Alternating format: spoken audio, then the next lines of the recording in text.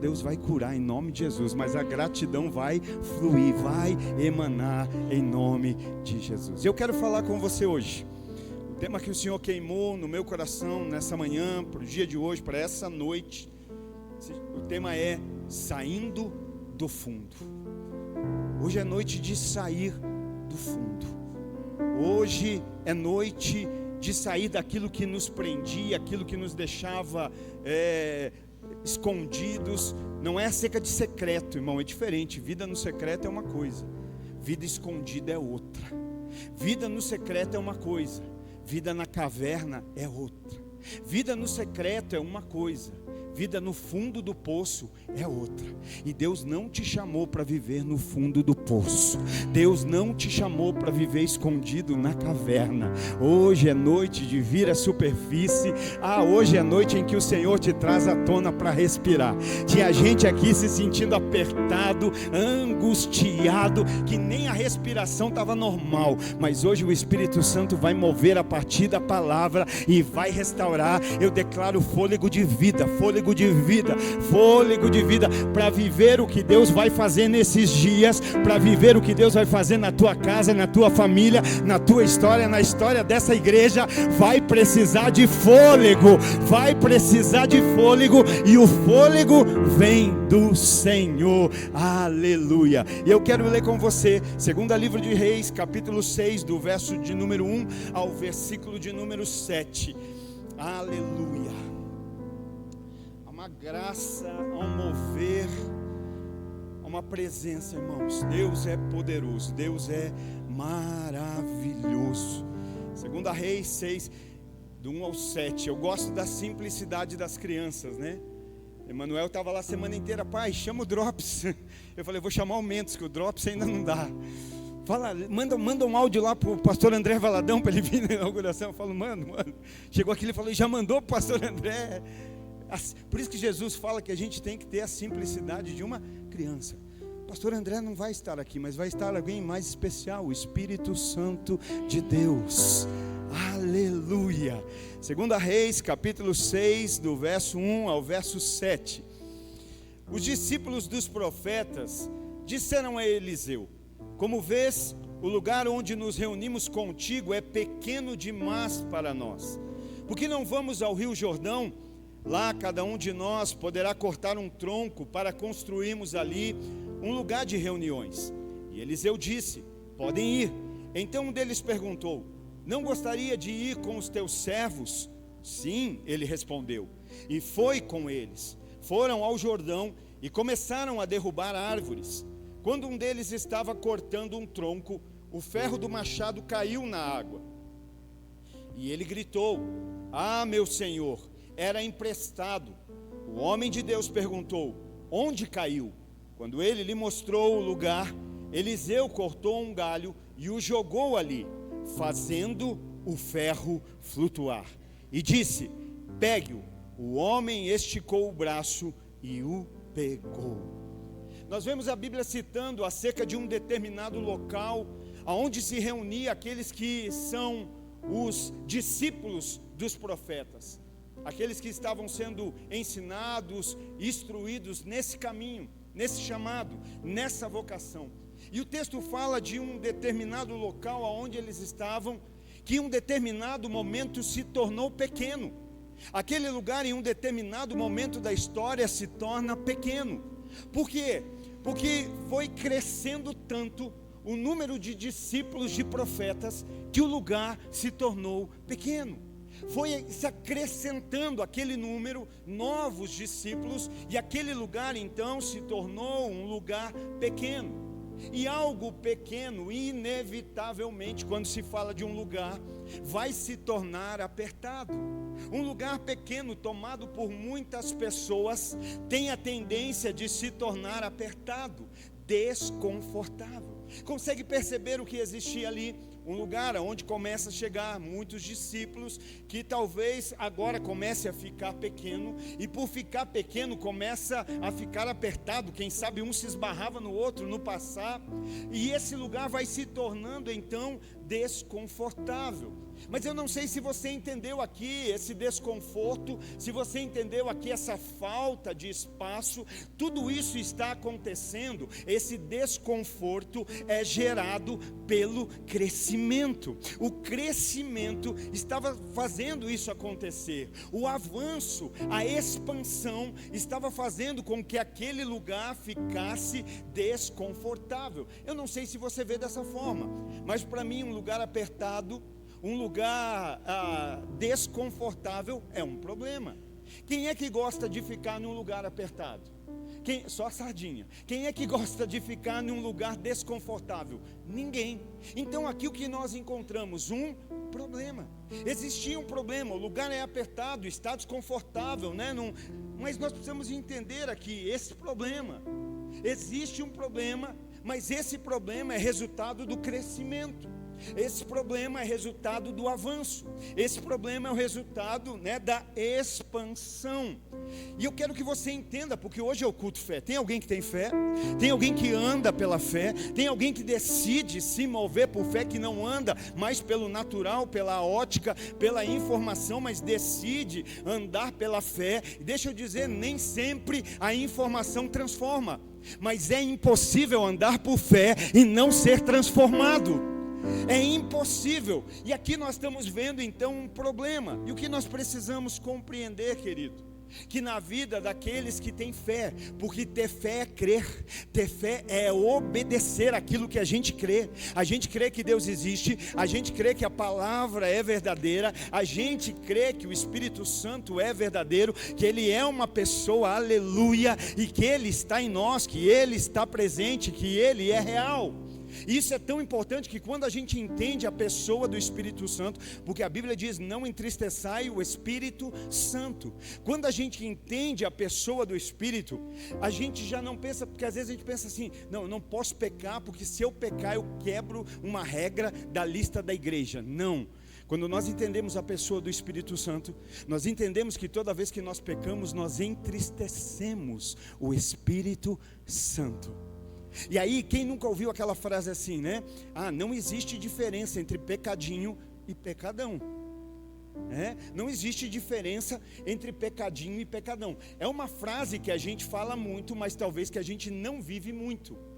Porque quando eu entendo que o pecado não é quebrar uma regra de uma lista, mas é entristecer o Espírito Santo, eu entendo que o pecadinho entristece o Espírito Santo.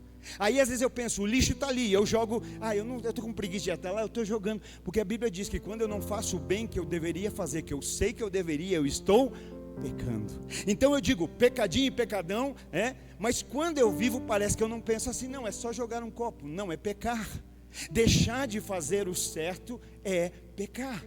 Então nós compreendemos que crer significa obedecer, confiar, andar debaixo dessa palavra. Eu creio, a minha Bíblia diz para eu não entristecer o Espírito Santo. Aí a gente às vezes pensa, né? Fulano é de tal jeito. Ele é de tal jeito, mas a gente quando pensa mal dele está pecando tanto quanto ele. Só que a gente está na teoria do pecadinho e pecadão. Então quando a gente crê, quando a gente confia, pessoas que decidem crer e confiar, elas estão confiando o quê? Que Deus está gerando um crescimento, e que esse crescimento vai gerar um desconforto. O que nós encontramos nessa palavra, eles vivendo esse exato momento, um momento de desconforto. E talvez eu prego hoje para gente aqui que está vivendo um desconforto. Sabe, às vezes Deus precisa gerar um desconforto para trazer sobre nós um mover, para trazer sobre nós uma transformação. Porque pior do que provar um desconforto que leva ao crescimento é continuar num conforto que nada mais produz senão estagnação. Eu prefiro estar num desconforto que vai me fazer avançar no que Deus tem, do que estar confortável naquilo que Ele nunca me chamou para viver. E às vezes existem alguns desconfortos que vêm para nos mover desse lugar.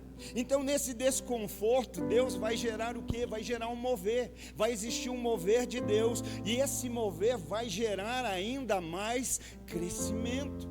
Existem momentos que nós provamos de desconforto, e esses desconfortos nos fazem nos mover. Esses dias eu brincava, tem uma irmã que ela senta bem onde goteira, e eu falava, essa goteira é para você sair desse lugar. É para você avançar, dar um passo para frente, pula uma fila para frente, vai mais para frente, mas não continua nesse desconforto. Talvez essa goteira está pingando na sua cabeça para dizer: se mexe, se move, é tempo de andar, é tempo de mover, é tempo de avançar, é tempo de crescer, é tempo de provar daquilo que Deus já liberou sobre a sua vida. Aleluia. Então nós precisamos compreender, existia ali um problema, mas o mais lindo é que eles trazem o problema, mas junto com o problema eles também trazem solução. Porque tem gente que é perito em enxergar problema, mas é míope para enxergar a solução. Tem gente que vê tudo que é errado, mas não consegue ver nada daquilo que é certo. E aí eu fico pensando, quando nós olhamos a partir de ótica de Deus, quando Deus olha para nós, você acha que Ele fica mirando só no que é ruim? Nós estamos em Cristo. Aquele que está em Cristo, nova criatura é, as coisas velhas já passaram e eis que tudo se fez novo. A minha Bíblia diz que não há condenação para aqueles que estão em Cristo Jesus. Sabe o que eu entendo? Que Deus, quando olha do céu para nós, Ele não vê imperfeição, porque Ele nos vê em Cristo. Ele vê Cristo em nós. Nós precisamos começar a nos mover com a ótica de Deus. Precisamos nos mover com os olhos de Deus, ver como Deus vê. A ninguém mais olhar segundo os olhos da carne, humanos, mas sim segundo do Espírito. Tem jeito, tem saída, vai ficar tudo bem, vai ficar tudo bem. A tempestade vai passar, o gadareno vai se converter, o Saulo vai virar Paulo, a história vai ser mudada. A ninguém mais eu olho segundo a ótica humana, a ótica carnal. Eu nasci de novo. Quem nasceu de novo dá glória a Deus. Nascer de novo significa nascer é gerar, nascer é gerar, e esse nascer, esse gerar não é de baixo, esse gerar é do alto. Fomos gerados de novo do alto, de cima, de Deus. Agora a ótica não é mais natural. E aí eles trazem ali um problema, mas eles trazem junto do problema uma solução. Por quê? O povo da fé veio no culto hoje, aleluia, glória a Deus. Se prepara, porque esse ano vai ser 2 cultos de domingo. Esse ano vai ser culto Hope, já. Daqui a pouco nós vamos começar com os GCs nessa cidade, muita coisa boa. Daqui a pouco o We Care funcionando nessa cidade. Nós vamos voar, nós já estamos, né? Tá ali, ó, esperando a contagem para o lançamento. E por que eu falo da questão da solução? Porque quem anda em fé não para no problema. Quem anda em fé, o problema não abate, o problema não rouba alegria, o problema não muda a caminhada, o problema não muda a disposição. O problema, querido, eu vou declarar no nome de Jesus que os problemas não têm poder para mudar quem você é. Os problemas têm poder para revelar quem você é. O problema não tem poder para te mudar, mas ele tem poder para revelar quem nós somos de verdade. Por isso, dentro da cadeia, prostrado, preso, machucado, é possível erguer as mãos, cantar um louvor, adorar e celebrar, e o terremoto vir, quebrar cadeias, pessoas serem libertas, porque o problema está trazendo para o lado de fora aquilo que carregamos do lado de dentro. Aleluia. O problema não te muda, o problema revela. Problemas não têm poder para mudar aquele que quer e confia em Deus. Problemas não têm poder para mudar aquele que anda em fé. Quem anda em fé dá um glória a Deus, diz um aleluia, reage, prega comigo nessa noite, aleluia. Quem anda em fé não para no problema e já carrega uma solução. Se prepara para Deus começar a te usar como solução. Queridos, lá no passado, tem gente que quando chega você dá glória a Deus, mas tem gente que quando vai você dá glória a Deus. Porque tem gente que não resolve o problema e ainda causa problema. Mas eu quero declarar que esse tempo acabou. Você é solucionador. Você carrega solução. Você carrega da parte de Deus solução. Não é confusão. Pega essa. Não é confusão, não é divisão, é solução. Você é um carregador de solução. Vão procurar. Aleluia. Você já pensou a pessoa ser aquela última saída? Aquela última alternativa, aquela que a pessoa diz assim: não, aquele lá eu só procuro quando não tiver mais ninguém. Mas eu quero declarar, você vai começar a ser o primeiro. Eu sei o que carrega, eu sei o que tem, eu sei de onde vem, eu sei, eu quero contar, eu quero poder desfrutar. Então quem anda em fé, não para no problema, se move já com a solução que Deus tem. Já parou para pensar como tem gente que quando você conversa, a tua fé é elevada? Tem gente que você vai contar uma loucura para ela da parte de Deus, ela fala, eu creio. Tem gente que eu vou contar, olha, você viu aquele terreno lá, sabe lá, Deus está nos dando. Tem gente que vai dizer, amém, está ligado, eu já estou vendo um grande prédio, muitas vidas chegando, você não tem? Mas tem aqueles que vão dizer, mas não é bem assim, né? Isso é difícil, né? E o valor do aluguel? E o IPTU? E o trabalho que vai dar para cuidar? Porque tem gente que quer roubar o teu referencial. Tem gente que quer roubar a tua referência, né? Lembra quando Acabe, né? Ele está lá brigando por uma vinha de Nabote. E por que ele queria a vinha de Nabote? Para transformar numa horta. Olha só, o sujeito quer aquilo que é do outro para diminuir. Não tem gente que quer fazer isso com a gente, quer menosprezar, quer diminuir. Agora está chegando o tempo que Deus vai te usar de maneira poderosa. Daqui a pouco vão ser muitos líderes de GC, líderes de ministério, avançando, crescendo. E alguém começa a dizer, não, isso aí não é bem assim. Isso aí não passa de uma horta, não. Aquilo que Deus vai fazer na tua vida vai ser referencial para quem está ao teu redor, vai ser referencial para quem anda à tua volta, vai ser referencial para a tua família. Eu fico imaginando se alguém pedisse informação. Escuta, onde fica o palácio do rei? Porque eu não sei. Alguém diria, fica do lado da vinha de Nabote. O referencial não era o palácio do rei. O referencial era a vinha de Nabote. Por isso o inimigo tenta de todo jeito tentar diminuir aquilo que Deus te deu. Mas eu vou te declarar algo, e pega isso no teu coração: não negocia, não vende, não troca, não corrompe, guarda, preserva. Se preciso for, passa a mão na espada e bota o inimigo para correr. Seja um Samar que vai empunhar a espada e dizer, no meu campo de lentilha ninguém mexe, porque esse campo quem me deu foi o rei. Não menospreze o valor da sua família. Obrigado. Não menospreze o valor do seu casamento. Não menospreze o valor do seu chamado, da sua vocação. Não menospreze o seu talento. Não, eu estou aqui e eu vou viver tudo quanto Deus já prometeu. Tem alguém com promessa de Deus nesse lugar? Aleluia, aleluia. O homem é corruptível, mas Deus é santo. Deus é santo.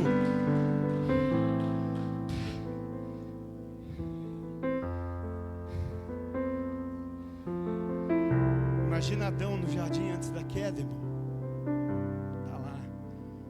Alinhamento, comunhão, espírito ativo, alma sob controle. Não é isso? Comunhão com Deus, corpo, comunhão. Mas e depois da queda? Espírito caído. Agora a alma não está mais sob o controle, agora a alma está no controle. Às vezes é difícil da gente receber a palavra, porque a alma não está sob controle do Espírito. A alma está no controle da nossa vida. E Deus não nos chamou para andar debaixo do controle da alma. Na verdade, é a nossa alma que precisa estar debaixo do controle do nosso espírito, sujeito ao Espírito Santo de Deus.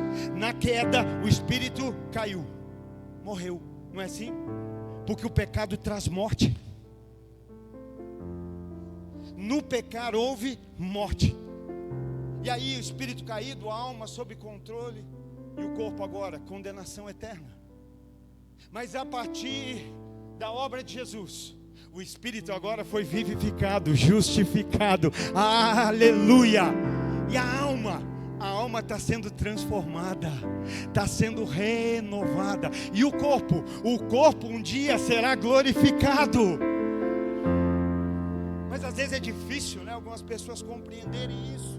Então existem alguns desconfortos que vêm para gerar movimento, que vêm para gerar ação. Então, talvez hoje aqui haja um desconforto, um problema, mas eu creio que Deus já está dando direção para a solução. Só vou te dar um conselho: não siga a direção de cego. Não deixe um cego guiar. Pastor, eu preciso de ajuda porque eu estou cego. Amém, deixa alguém te ajudar, mas não deixa alguém cego. Não deixa alguém que não tem visão. Mas hoje, no nome de Jesus, vão cair as escamas. Vão cair as escamas dos olhos. Vai cair todo cisco, toda trave. E nós vamos contemplar aquilo que o Senhor tem para nós. Eu creio que Deus já está dando direção para a solução. Então você não para no problema. Eu vou profetizar ainda mais: você não causa problema. Porque meninos causam problemas, homens solucionam problemas.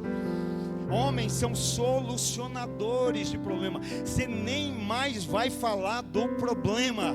Você vai se mover tão focado na solução que você vai esquecer do problema. Eu estou andando na solução. Eu estou fazendo uma obra maior. Por que eu não posso me envolver com a preocupação? Irmão, por que você está abatido? Porque eu estou com um problema. Por que você está triste? Porque eu estou com um problema. Por que você está desanimado? Porque eu estou com um problema. O que é que a gente está dizendo? Que não existe solução para o nosso problema, ou que no mínimo não existe uma solução maior para o nosso problema. Agora, sorrir não quer dizer que a gente não tem problema. Estar feliz, caminhar, avançar, não desistir, não quer dizer que a gente não tem problema. Só quer dizer que a gente acredita que existe uma solução muito maior do que todo e qualquer problema. E essa solução se chama Jesus Cristo. E nós cremos, nós avançamos. Então, quem tem fé não fica focado na direção, no problema, mas ele foca na direção da solução que Deus já está dando. E o texto ainda diz, eles falam assim: olha, como vês? Está falando com o profeta e dizendo: ó, como você está vendo. Ou seja, é algo que está revelado, é algo que não está nada encoberto, não tem nada oculto, não tem nada escondido, porque gente de fé anda assim. Gente de fé se move na transparência, na verdade, na vida. Não tem nada oculto, não tem nada encoberto, não tem nada, né? Não, está tudo exposto. 2 Crônicas, capítulo 16 e verso 9 diz: pois os olhos do Senhor estão atentos sobre toda a terra. Os olhos do Senhor estão aonde?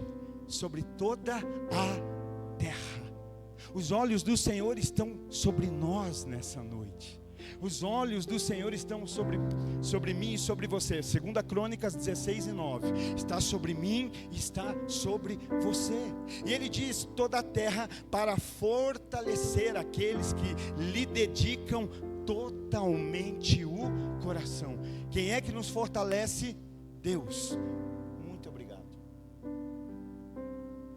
Deus abençoe. Os olhos dele estão atentamente sobre nós.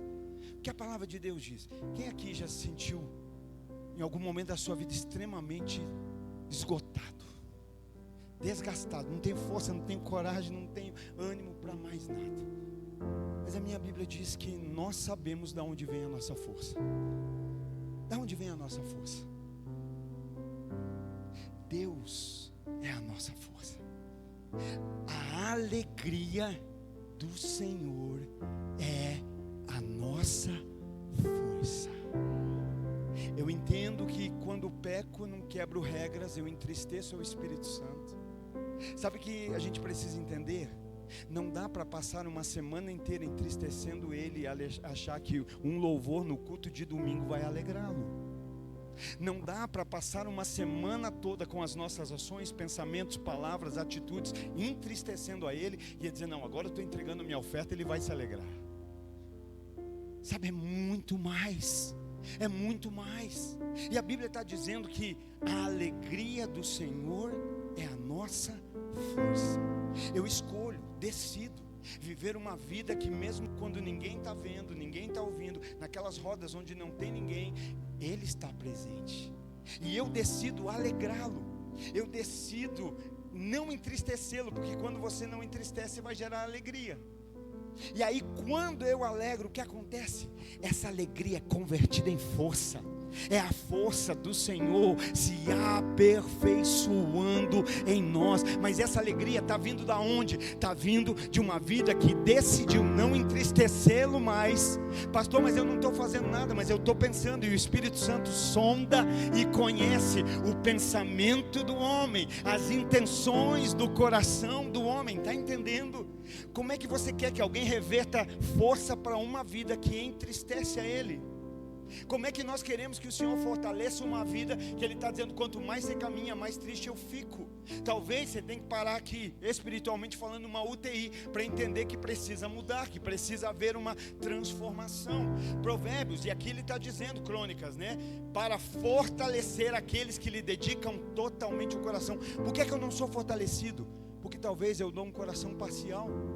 Porque talvez eu dou metades, eu dou um parcial, eu dou a parte que me interessa. Mas Deus não quer parcialidade. O Deus que se entregou sem parcialidade, que se entregou por inteiro, Ele não espera nada menos do que uma vida por inteiro, um coração por inteiro. Não é sobre um meio coração. Deus não tem nada desse coração. Essa parcialidade, Deus não tem nada. Então Provérbios 15:3 ainda diz: os olhos do Senhor estão em toda parte, observando atentamente os maus e os bons. Deixa eu dar um conselho para você. Se você está com o teu coração alinhado com Deus, anda despreocupado com quem está à frente, com quem está atrás, com quem está atrás, com quem está à frente, com quem está do lado. Porque, não, pastor, tem gente que é crente, mas anda assim, né? Não, eu tenho que. Não foi esse vigiar que ele falou, irmão. Não é vigiar a vida dos outros, é vigiar a tua vida. O vigiar e orar não é ficar vigiando a vida do outro, é vigiar a nossa vida. Será que o que eu estou falando é certo? Será que o que eu estou vivendo é certo? Será que esses comentários é certo? Será que esses pensamentos é certo? Não é, você viu lá o irmão? Você viu lá o irmão? Não, é vigiar a nossa vida. Então, se você está com o teu coração, não se preocupa com quem está atrás, não se preocupa com quem está do lado, não se preocupa com quem está à frente. Primeiro, porque a Bíblia está dizendo que os olhos dele estão sobre toda parte, observando os bons e os maus. E aí eu te pergunto, qual é pai que deixa alguém tocar no seu filho? Qual é o pai que deixa alguém tocar? Mas a segunda que eu quero falar é isso: se o Deus que olha do céu, quando olha para mim e para você, vê Cristo, o que é que o diabo vê quando ele olha para nós? Aqueles que estão em Cristo são nova criatura. Nenhuma condenação há para aqueles que estão em Cristo Jesus. É por isso que a Bíblia diz: sujeitai-vos, pois, a Deus, resisti ao diabo, e ele fugirá de vós. O problema é que a gente vive uma vida cheia de legalidade. E legalidade não tem apenas a ver com uma brecha aberta. Está aqui o advogado lá, que pode me ajudar. Legalidade é uma autoridade legal para alguém agir. Não é apenas sobre uma brecha, é sobre a gente dar ao diabo uma legalidade. Eu estou dando autoridade legal para você mexer, para você tocar, para você fazer. Olha só, está entendendo? Agora, uma vida que a gente escolhe, não, eu não quero entristecer ele, eu quero viver para o louvor dele. Eu sei que a alegria dele vai ser revertida em força na minha vida.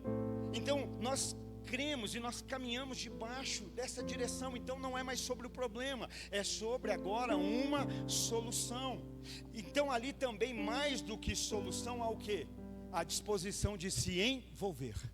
Porque eles vêm para dizer: o lugar está pequeno, mas nós já temos um lugar maior, nós podemos cortar árvores, nós podemos nos envolver e algo pode acontecer. Então eles trazem o problema, mas junto uma solução, e vem também a disposição de se envolver, de trabalhar para que a solução aconteça. Sabe quem normalmente consegue enxergar tudo que está errado? Sabe quem normalmente consegue enxergar tudo que não está acontecendo? Normalmente são as pessoas que não estão fazendo nada. são as pessoas que não estão envolvidas, porque alguém envolvido está envolvido demais com o que está acontecendo, para se preocupar com aquilo que não está acontecendo. É tempo de nos envolvermos com aquilo que Deus está fazendo. Para mim é mais importante o que Deus está fazendo do que aquilo que o inimigo pensa que faz, porque o nosso Deus está com os olhos sobre toda a terra. Então você está envolvido no que Deus está fazendo, descansa, se envolve com o que Deus está realizando, que Ele cuida dos seus. Aleluia, Ele tem cuidado. Nessa semana nós orávamos por uma bebezinha que nasceu com insuficiência respiratória, estava na incubadora, UTI, e naquele dia o Espírito Santo me fez lembrar da Rebeca. Lembra? Rebeca muito pequenininha, precisei ir no Pequeno Príncipe e orar por ela. E no dia que eu fui orar, a Simone estava lá com ela, eu falei, eu vou lá orar, mas hoje tem reunião, tem célula, e a Simone ia passar a noite com ela. Eu falei, eu vou lá e vou conversar com ela, se ela me libera para eu ir fazer. Tem um grupo de pessoas que precisam de uma palavra. Minha família é preciosa demais, né? Não abro mão, mas eu entendo que tem um Deus que cuida de todas as coisas. Mas fui orando, e quando cheguei lá, a Simone falou, entra lá para você ver um pouquinho. Eu entrei. Hoje é essa moça linda, grandona, que eu já preparei minha Winchester lá em casa. Não, brincadeira, só da paz. Só o primeiro pretendente a gente já combinou que vai sacrificar a Deus. E aí eu entrei lá, ela estava naquela maca, toda encolhidinha, pequenininha. E eu me lembro que eu botei a mão sobre ela e falei, Pai, eu só te peço uma coisa, coloca o que está nela em mim, tira dela e coloca em mim. Tira dela a dor, tira dela o que ela ia precisar tirar líquido da pulsão da coluna. Isso é horrível, irmão. Até homem treme quando tem que fazer isso, imagina uma criança. E eu falei, tira, põe em mim, se precisar fazer, que faz em mim, mas não deixa ela passar por isso. E aí naquele exato momento, Deus falou comigo assim, filho, quando você cuida dos meus, eu cuido dos teus. Quando você está envolvido com, às vezes a gente fala, eu não estou dizendo para você abandonar a família, para você negligenciar a família, não é isso, irmão. Tua família é tua primeira igreja, teu primeiro ministério, teus primeiros discípulos. Não estou falando para você negligenciar, mas tem gente que fala, eu não posso fazer nada. Não, e Deus diz, quando você cuida dos meus, eu cuido dos teus. Falei, Vi, vai ter a reunião lá, o que eu faço? Eu estava pensando em fazer. Ela falou, não esperava nada menos de você, vai e faça. Falei, amém. Saí. Era terça, né? Era dia do treinamento, né? Quarta que ia ser. Saí dali 10 horas da noite do Pequeno Príncipe. Cheguei em casa, fui dormir. Na manhã seguinte, 9 horas, eu acordo com a ligação dela. Vi, a Rebeca está de alta, não precisou fazer punção, ela está bem, você pode vir buscá-la aqui que está tudo bem. Você está entendendo? Existe um Deus que nada passa desapercebido. Existe um Deus que não cochila, não dormita, que Ele está atento e Ele cuida de cada detalhe. Por isso não investe tuas forças preocupado com o que está acontecendo, não, ou com o que está tentando fazer, não, descansa naquilo e se envolve naquilo que o Senhor está fazendo. Sabe, esses homens me ensinam que fé não é mística, porque às vezes a gente tem uma fé mística. Eu creio, eu cruzo os braços e fico esperando acontecer. Eu creio que Deus é tão bom, mas tão bom, que Ele me capacita a me envolver com aquilo que Ele está fazendo. Ele poderia fazer, o pastor falou agora aqui na palavra de oferta, Ele poderia fazer sozinho, mas Ele nos dá a oportunidade. Pastor Márcio Valadão fala isso. Deus podia fazer tudo sozinho, Ele pode fazer tudo sozinho, mas Ele nos dá o privilégio de participarmos. Então a nossa fé é mística, é uma fé que precisa se envolver, né? Então não dá para ficar só olhando, esperando as coisas acontecer, não. Precisamos nos mover, tem que ter ação, tem que ter movimento. Uma fé sem obras é morto. Então o desconforto gerado pelo crescimento em algumas áreas da vida vai nos levar a nos mover, vai nos levar a experimentar de um mover da parte de Deus para a nossa vida. Sabe, isso aqui não é porque está pequeno, não. O desconforto não é pela questão de estar pequeno, mas esse desconforto é para que se torne ainda maior. Esse desconforto é para que cresça. Não, ninguém pegou, ninguém recebeu. Eu vou falar de novo, porque alguém pela fé vai receber. Esse desconforto é para que cresça. Esse desconforto é para que avance. Esse desconforto é para que haja progresso. Verso 4, então me diz que eles foram fazer essa obra, eles se envolveram, cortaram madeira, estavam ali envolvidos na obra, na execução da solução. Como é lindo lindo ver gente envolvida, gente que está caminhando. Estou fazendo uma grande obra, não tenho tempo para papo furado, não tenho tempo para mimimi, estou fazendo uma grande obra. E aqui eles estão executando, a obra está acontecendo, tem uma direção.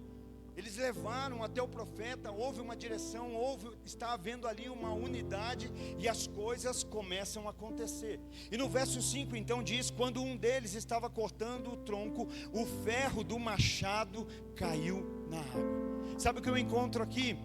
Nesse exato momento parecia que tudo ia bem, tinha um problema, lugar pequeno, está cheio, desconfortável, temos a solução, um lugar maior, vamos nos envolver na execução e a coisa vai acontecer. Tudo está indo muito bem, está havendo a execução, está sendo executado o trabalho. Só que nesse exato momento, um desses homens, um desses servos, porque eles mesmos, ao falarem com o profeta, o chamam de servos. Ele diz: nós somos teus servos, vai com os teus servos.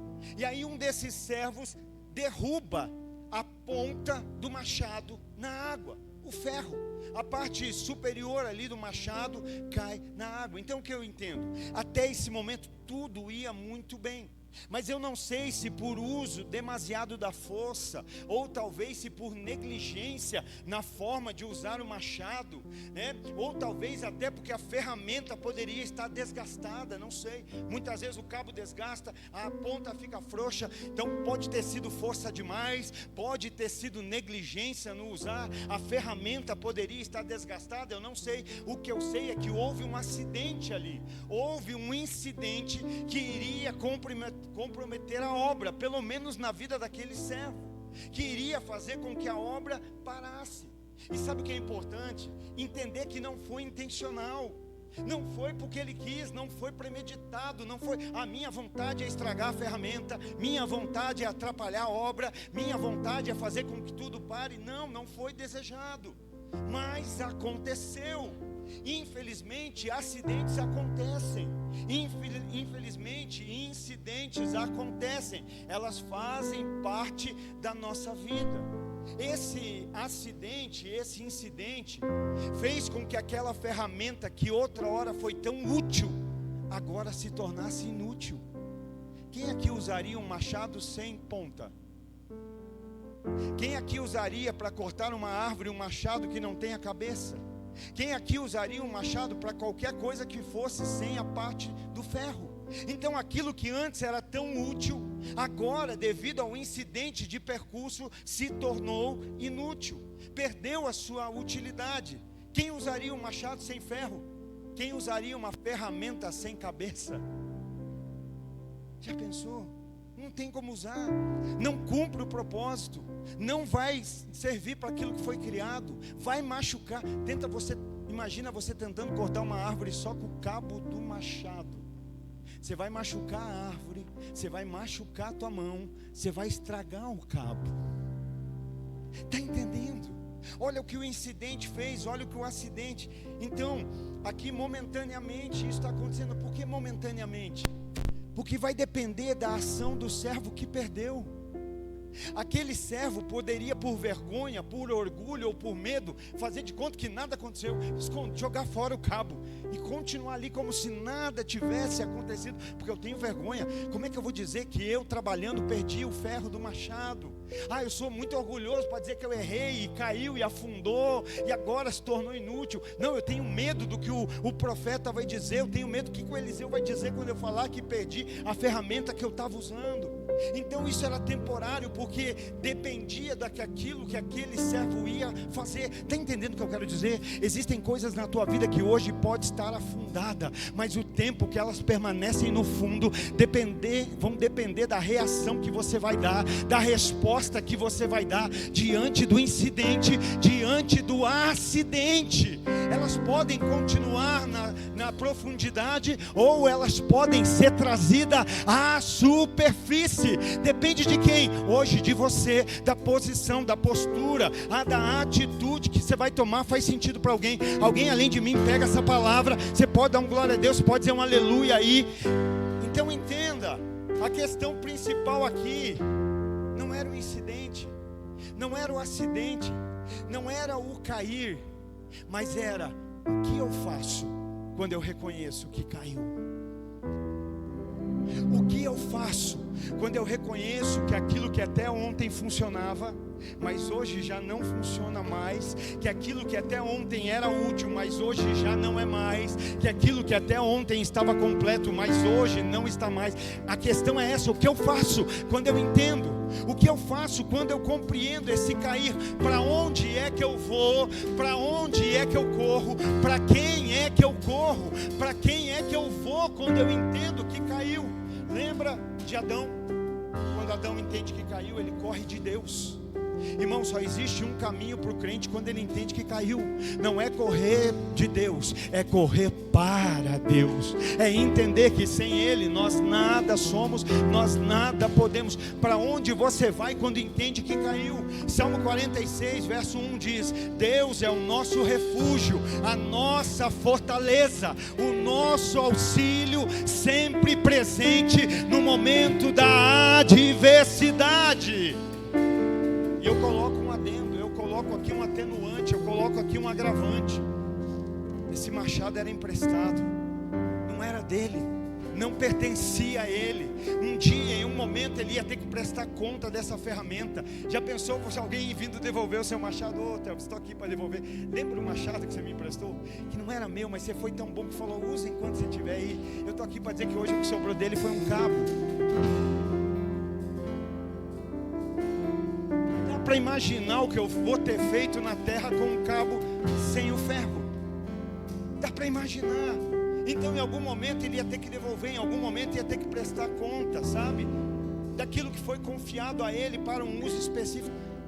Quem aqui, quando nasceu, junto lá na maternidade com o teu nascimento, você estava do lado de dentro da sala de parto e do lado de fora estava encostando um caminhão de mudança, trazendo as suas coisas? Alguém? Não, ninguém. Porque quando você nasceu, você veio sem nada. Quem aqui já reparou algum velório que quando alguém está do lado de dentro do caixão, do lado de fora tem caminhão de mudança para acompanhar o enterro? Nada. Porque viemos sem nada, voltaremos sem nada. A minha pergunta é: alguém aqui tem alguma coisa? Ninguém tem? O que você tem passa para mim, então?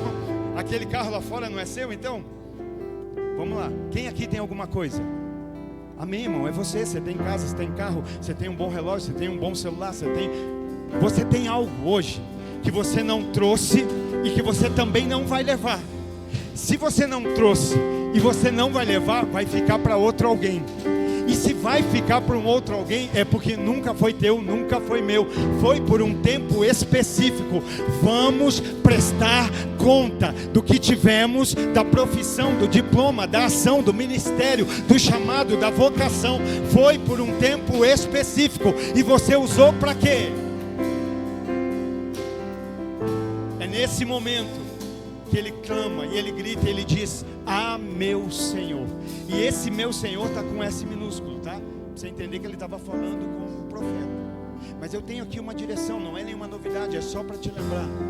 Houve o incidente, houve o acidente, clame, clame, clame, clame, clame, clame. Primeiro ao Senhor, primeiro ao Senhor. Senhor, ah, meu Senhor, caí, aconteceu, ah, foi um incidente, foi um acidente, mas eu não quero continuar desse jeito.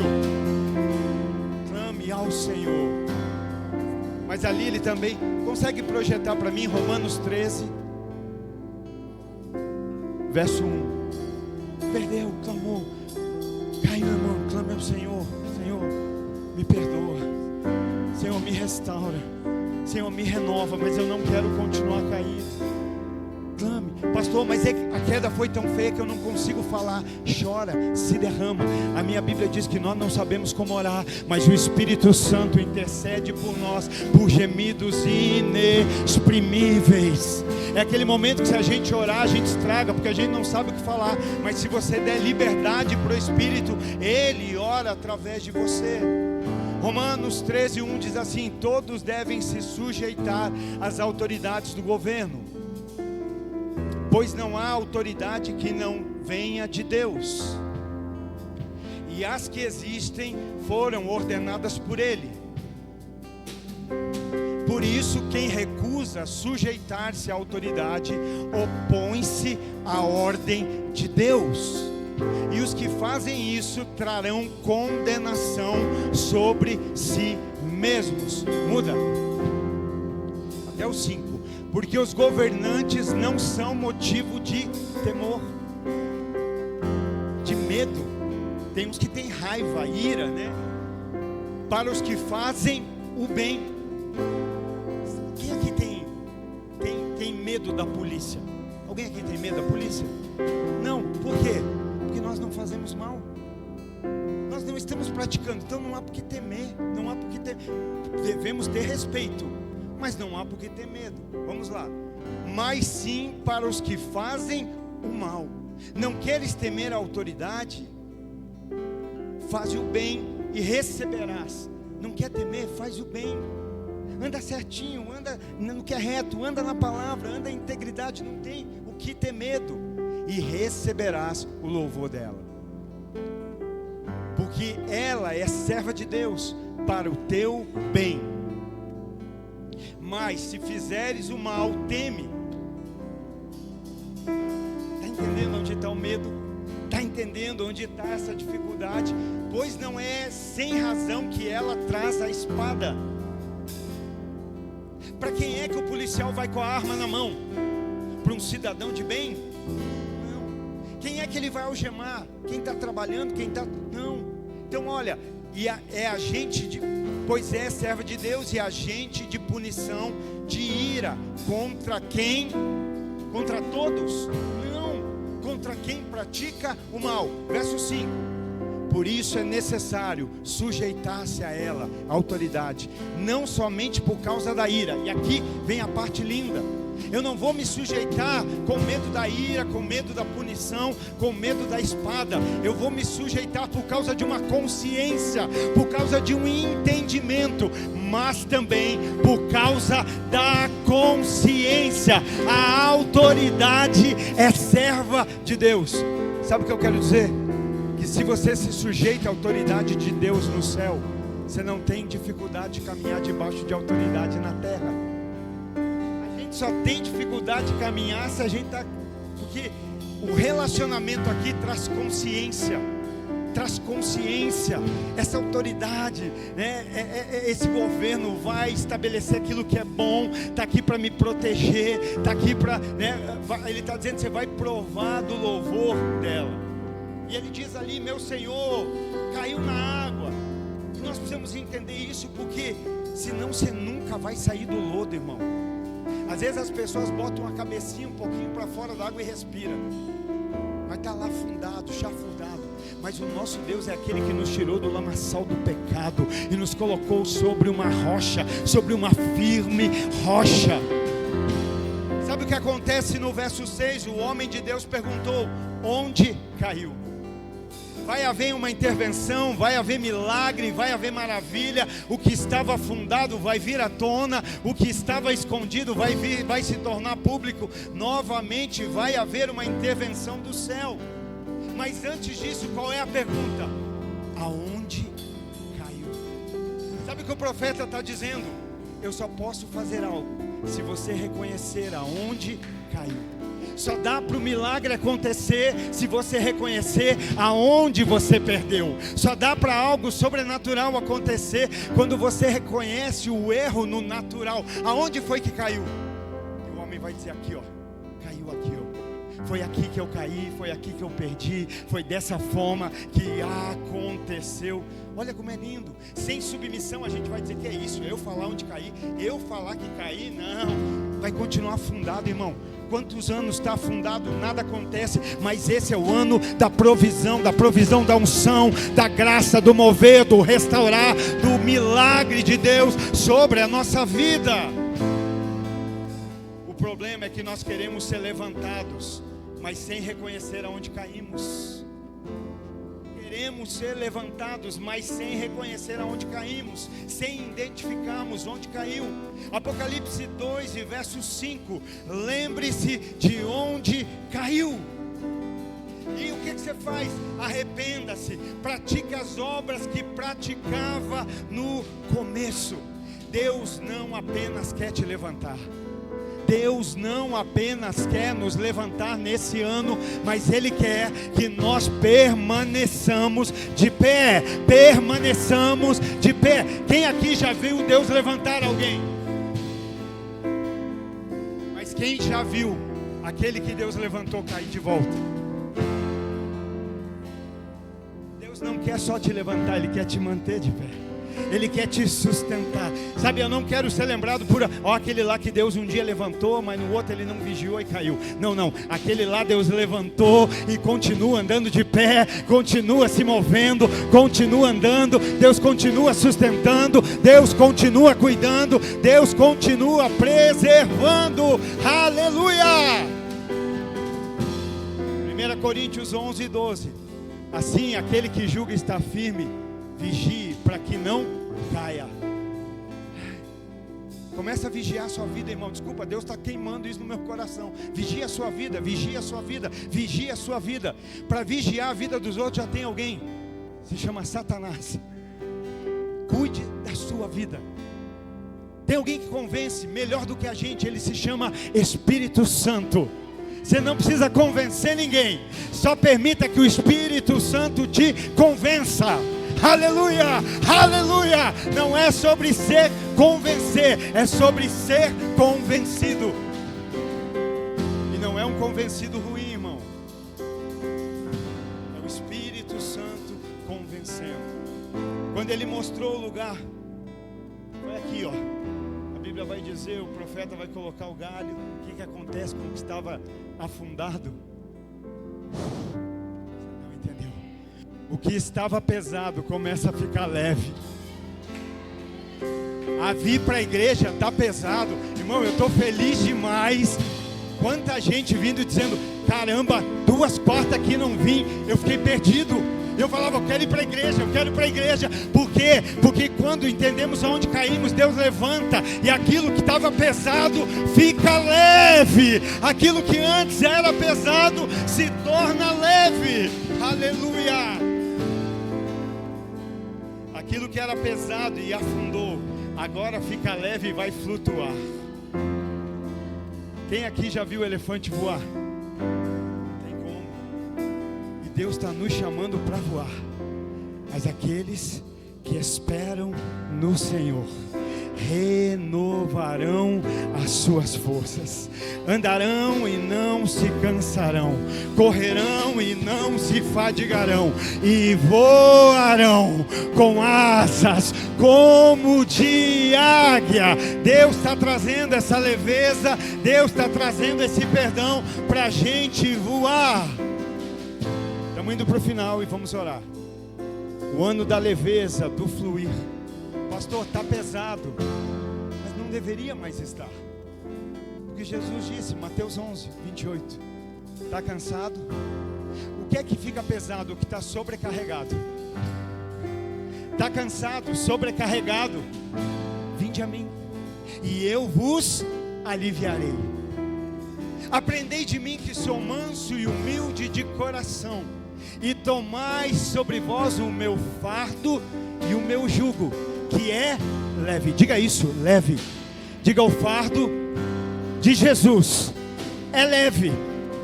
Não tem por que estar pesado, porque é leve.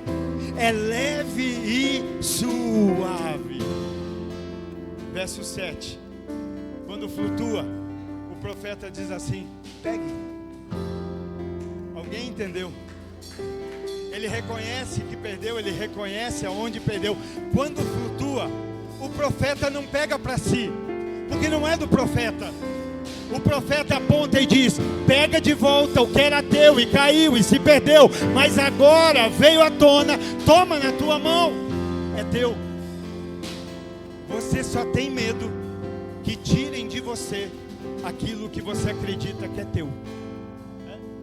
Alguém tem medo que alguém roube o meu carro? De verdade, irmão.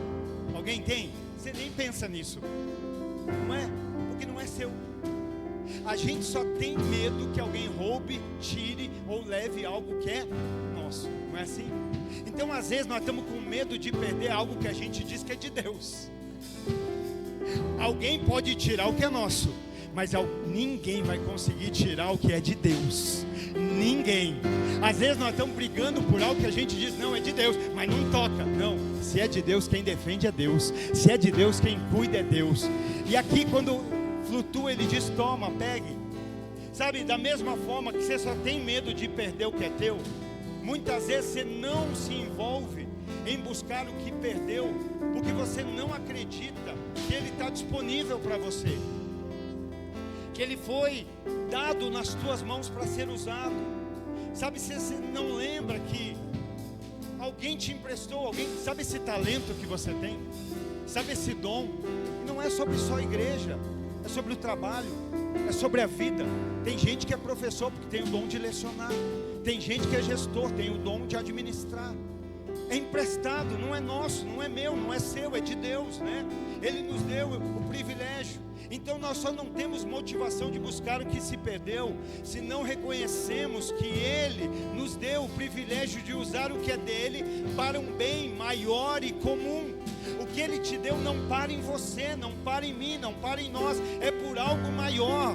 E eu quero declarar no nome de Jesus que nesse ano 2025 você vai viver na íntegra a palavra de Deus. Romanos 11, capítulo 26, que diz, pois dele, por ele e para ele são todas as coisas, a ele seja a glória para sempre, amém.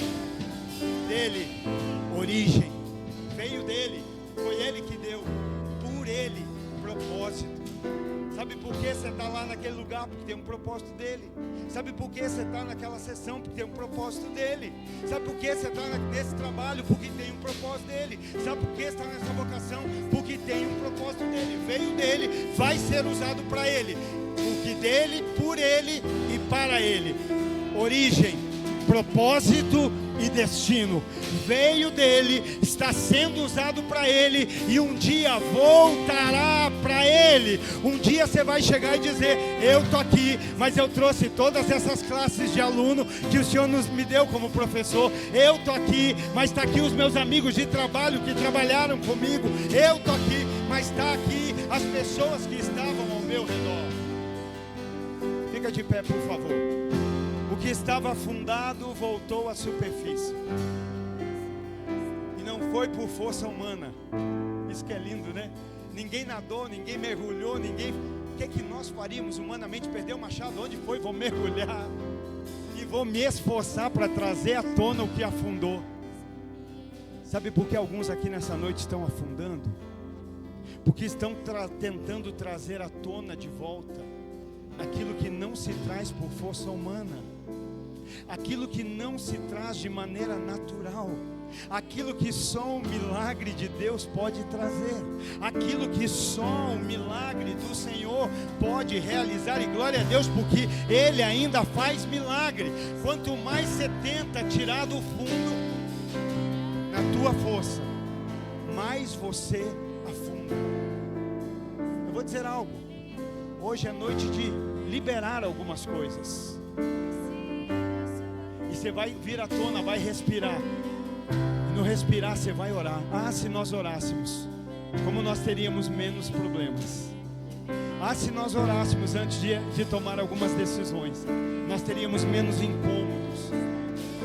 O que estava afundado voltou à superfície, não por força humana, não pela força natural, mas pelo poder de Deus, através da palavra profética.